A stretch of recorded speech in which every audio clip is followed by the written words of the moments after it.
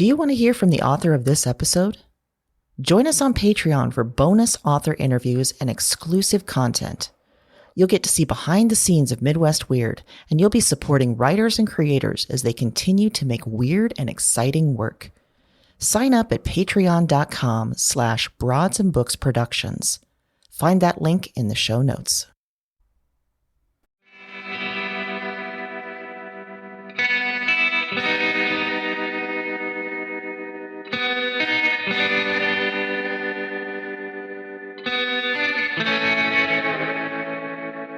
This is Midwest Weird, an audio literary magazine from Broads and Books Productions. We're the home of weird fiction and nonfiction by Midwestern writers.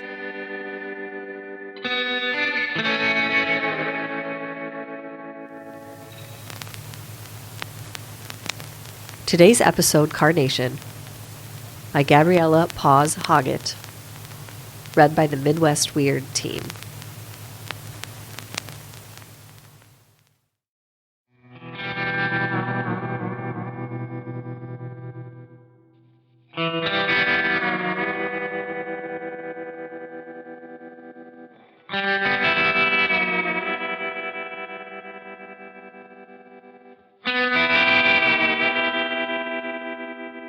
All through Bree's closing shift, the cone sits on a shelf between the single-ply toilet paper and method antibac spray, stuck into a spare plastic stand meant to showcase the different sizes and dips. One of the managers scoops it after the post-school rush, before the post-dinner rush, and it stays there, dripping into the mop drain, until all the closing tasks are done and the staff files out the back door. Whoever's on trash duty has to slop it into the last bag. The cloying scent of evaporated dairy is almost enough to mask the sharp rot that fills the back alley from the cans they share with the fusion restaurant next door. Once Bree has been hooked on the tips all these white suburban grandparents drop for their regular ice cream fix and is less likely to run, Assistant Manager Isaac walks her through it. The chain founder's wife, or sister, or mother, or daughter, lives on in the walk-in, and if they don't appease her, the hinges start sticking and the floor behind the counter gets slick. He says the last time they forgot, some poor seasonal part-timer took a header into the mini fridge where they keep the brownies and had to get 4 stitches. Also, the ghost is homophobic. Assistant Manager Isaac is a theater major, and his word is not to be taken at face value, so Bree Googles it during a slow hour. Mrs. Franchise died of natural causes at the estimable age of 89, 2 states away. Bree isn't sure why Mrs. Franchise would ever choose to haunt a random branch location of her husband, brother, father's Midwestern ice cream empire. When Bree dies, she's haunting the park she grew up by, so she can watch the maples turn red and the kids eat shit on the skate ramp. She tells Mom about the ghost, and Mom texts her a screenshot of a Facebook post that details 3 easy warding rituals against undead interactions that you can do with regular household items. None of them involve ice cream, although one mentions coconut oil. Maybe there's a connection. They all take at least 30 minutes to prepare and cast, so she sticks with the cone. Bree is leaning on the industrial sink in the back, because there's only one chair for the employees, and really that's only for Manager Deb. And she's scrolling through Violet's Instagram like she promised her sister she wasn't going to anymore, and pacifying her roiling stomach with a straw banana smoothie, when a suspiciously loud thump echoes from the walk-in. She's paused over a picture of Violet's new girl, trying to determine if she's a freshman or actually still in high school, and the suddenness of the sound makes her thumb jerk in that most heinous of UI features, the double tap. The red heart appears. Jesus Christ. Maybe she should delete her account and do some ghosting of her own. Bree glances up and makes eye contact with Assistant Manager Isaac by the paper cups, and then Derek, who's been microwaving a Hot Pocket for way too long. If he starts another fire, Manager Deb might finally kick him to the curb. Derek calls nose goes, and Bree almost drops her phone in the bleach water in her rush to slam a finger to her face. Not it, Assistant Manager Isaac says, a breath before she can. Derek raises his thick eyebrows in that way he seems to think makes him look important, and jerks his chin from Bree to the freezer. She hopes his hot pocket burns and takes his eyebrows with it. As she slides over, she glances into the mop alcove. The ghost cone is still puddling away. When she presses a palm to the walk-in handle, there's a noticeable sheen of frost. In fact, there's a thin layer of ice humming and shining across the entire door.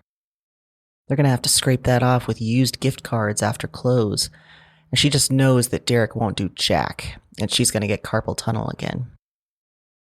Inside, the only thing out of place is a single pint of black cherry chip that's rolling around on the linoleum. Manager Deb keeps telling her not to prop the door open while she restocks, because they don't ever lock it, and there's a crank to physically loosen the door off its hinges from the inside in case of emergency. She sticks one heel in the crack anyway. They organize the pints and gallon barrels alphabetically, except for the best sellers like vanilla and chocolate and cookies and cream, which live right by the door. So she's staring up high on the left wall when the blow hits her right behind the ear. She goes down. Her heel slips. There are raised voices outside, but more importantly, there are voices here in the cold with her.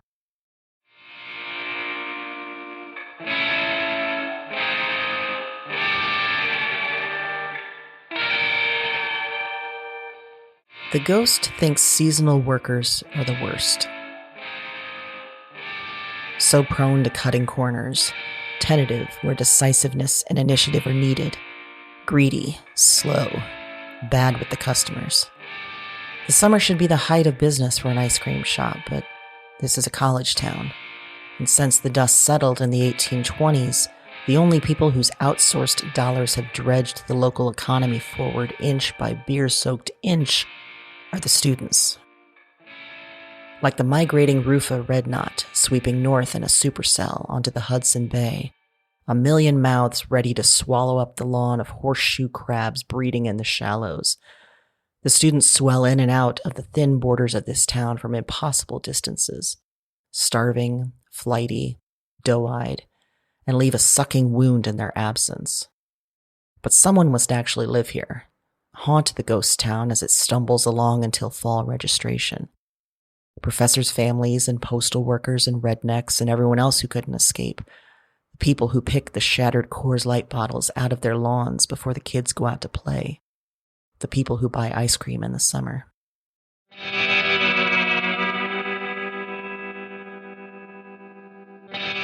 Years passed. Bree went back to her parents' place for all her breaks. This time there's the rent to think about, because she's finally out of the dorms and the lease started in June anyway, and she literally just had to walk in to get the job. And she's got the whole apartment to herself until a week before classes when her 3 roommates show up. All good things. That's what she tells Dad when he asks if she'll be camping with them this year. Assistant Manager Isaac asks if she's been keeping up with Euphoria since he shared his HBO password with her. And she doesn't say that most of the time when she gets back to her sterile apartment, she puts on random mukbang videos while she eats a cup noodle and then stares at the wall for at least an hour just listening to electricity run through the building. Instead, she says, "Yeah, wasn't that insane?" and lets him regurgitate hot takes from Twitter at her until the next customer comes in.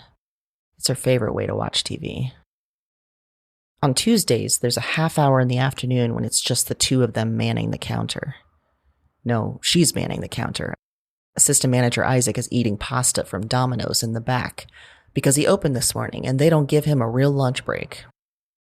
He tells her about the ghost at the Kroger 20 minutes out that makes the deli a little too hot, and about his ex-boyfriend that's trying to recruit all their mutual friends into his senior thesis one-act play, and about the regular that comes in once a week to get a cup of coffee chip and furtively recommend Assistant Manager Isaac obscure sugar baby and or porn websites.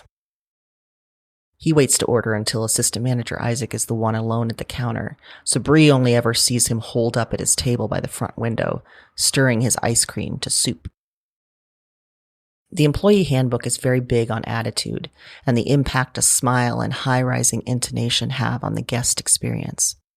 She never reads it, But all new team members are sat down at Manager Deb's desktop to watch a series of orientation videos that prominently feature Pike Place, even though management would have your head mounted to the wall if you started throwing banana splits over the customers' heads. The implication is that they're learning how to actively engage everyone who jingles the cowbell taped to the door, how to upsell, how to be genuine and enthusiastic, or just enthusiastic if genuine won't make the margins. Bree mostly thinks about seeing the ocean. Just once would be nice. Would sustain her for a good long while. The Great Lakes call like gravity in the summer, but she wants to dip her toes in salt, crust over, stare out at the rest of the world, just once.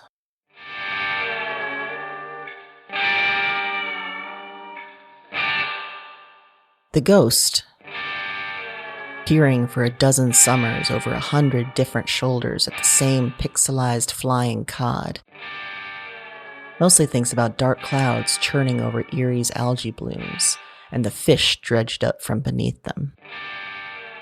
She tastes alien bitterness at the back of her absent throat and keeps clawing her way back to the sacred dripping of butter pecan, the sodden cone barely holding the flood at bay, the altar and triage she demands.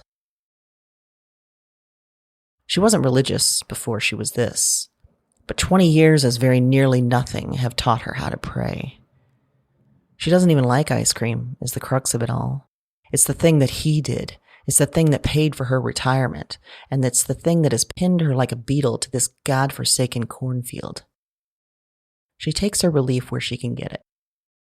Most days she pushes and pulls at the hydrogen bonds in the drums out front, making the product just too hard or just too soft. The high-strung post-teens that flit across these linoleum floors build strange muscles in their forearms, straining against her attentive work. She keeps them engaged. This newest temp worker is neither the laziest nor the most devoted employee the ghost has ever seen.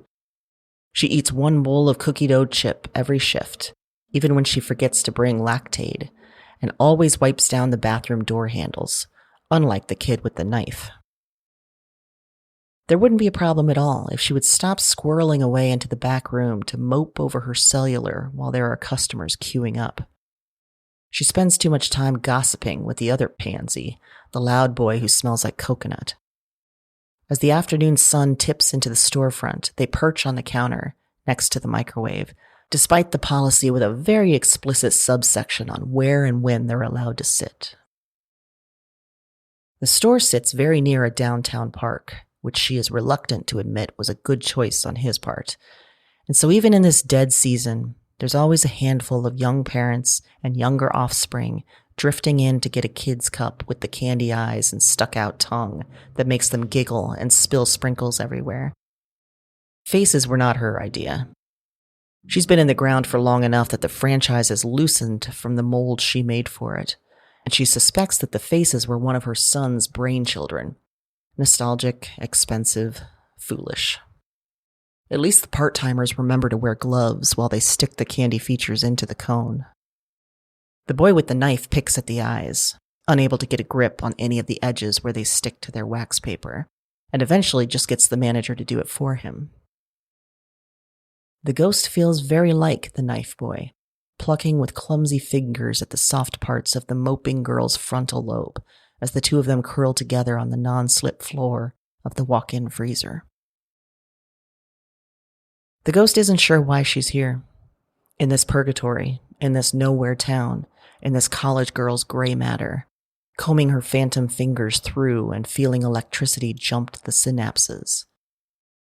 The cone has fed her for 20 years and could for another 1,000, or at least the 15 they have before her son's ambition overreaches the franchise to bankruptcy and someone else swoops in to snatch this prime Parkside location, and who can say what will happen to her then, with no assistant managers and no mop closet and no butter pecan and sodden waffle cone, and his name plastered in fancy swirling cursive on the awning and on the napkin dispensers and on the paper sleeves that hold the cones tight with their strange edible glue. All this to say the cone is very good, and she likes the cone, and she's in the freezer. And the boys have started shouting now because they can't get the door open, even though it never locks. The ghost pushes with one hand at the frost on the hinges, keeps the other digging past the myelin sheaths. Becoming a ghost is both sudden and continuous, and there are many things she is always known to do without ever learning. Assistant Manager Isaac is looking up exorcism tutorials on YouTube. Derek is prying at the door seam with his switchblade, which is more effort than ever expected from him. Manager Deb is out in the alley on a phone call with corporate and hasn't noticed the commotion at the freezer. Bree's not in there anymore.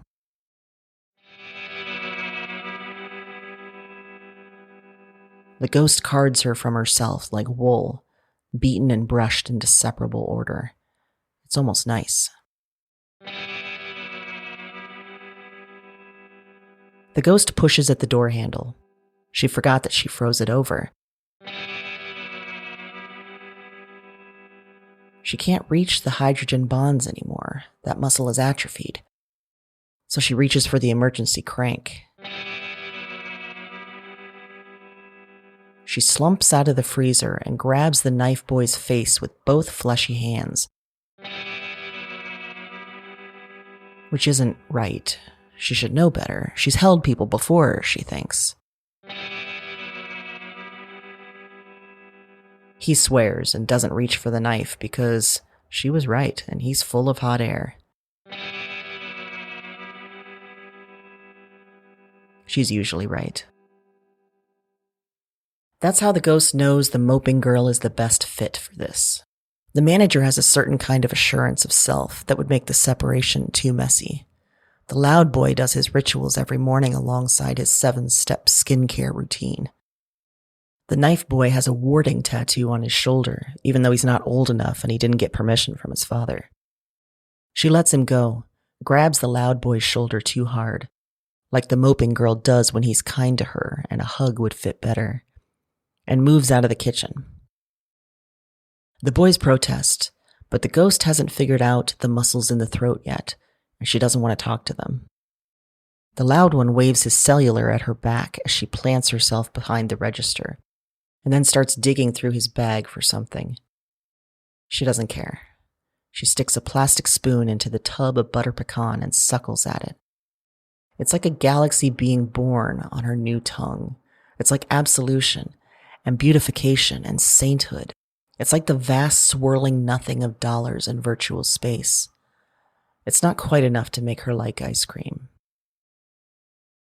The bell rings and a customer walks in. She smiles around the spoon.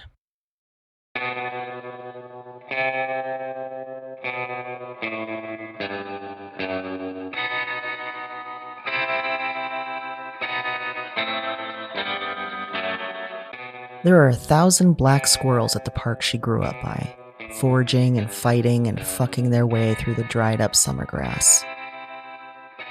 They're invasive.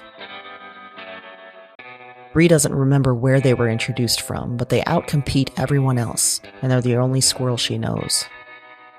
One of them fell too far, or lost a fight, or got stung by a bee, and now is quietly rotting on the far side of the half-pipe. Park staffing is thin this year, so no one's come around to shovel the squirrel off into the grass, and the skaters adjust around it. The flies went for the eyes first, and one enterprising young student takes pictures at every stage of decomposition for next year's science fair. The spine slowly unzips itself to the sky. The flesh tans to leather. Squirrels don't get to be ghosts, even though Bree hears that rats do, sometimes, and geese. A lot of migratory birds.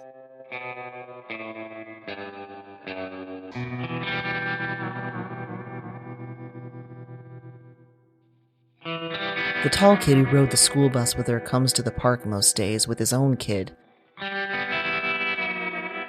which Bree finds disconcerting. She feels so much like a tall child still. She almost didn't go to college. How is he already repopulating the planet? She smells evaporating milk, butter pecan. She wishes it was cookie dough chip or cup noodle. She doesn't know how she got here. She doesn't know if it's still summer. She forgot to clock out.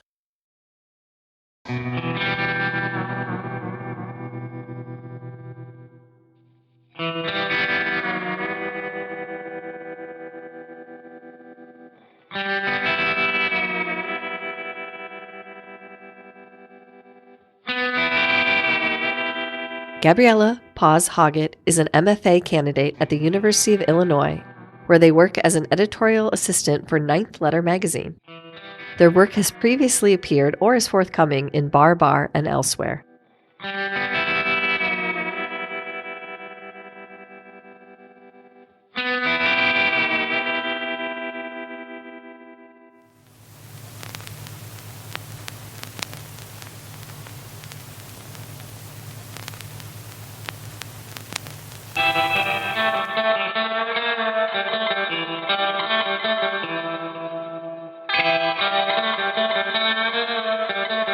We'll be back in 2 weeks with more weird stories. If you like what you hear and would like to support writers of weird stories, check out our Patreon. You'll get bonus episodes, early access to cool perks, and more. View the link in our show notes. Big thanks to current supporters on Patreon, especially those at the Make Me Famous level, including Haley Scarpino, Nick Thornton, Daniela Barzello, Matthew Serback, and Last Name Greatest. If you want your fiction or nonfiction to appear on Midwest Weird, send us your work. Read the show notes for a submission link. Thanks for joining us, and stay weird.